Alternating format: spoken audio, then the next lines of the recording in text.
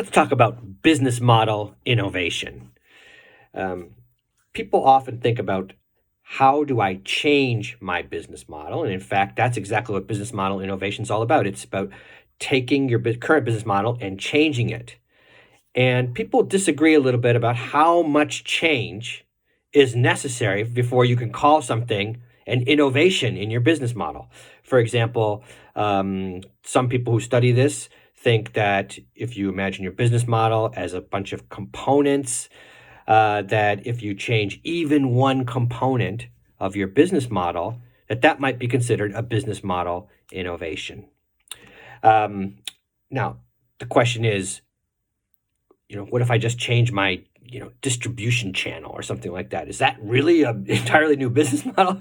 There's a debate going on about what the level of change would have to be to classify something as a business model innovation. Something that would be more or less difficult to pull off probably would involve, some people would argue, if you have components, you might change, 4 components, or you might change certain components in a very big way.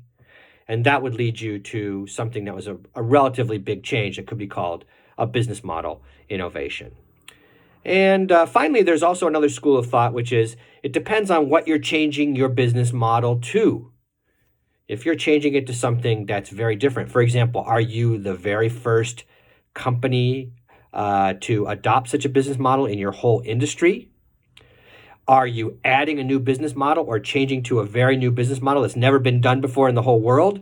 Then some people would say, well, that's a real business model innovation because that's something that's more like an innovative business model.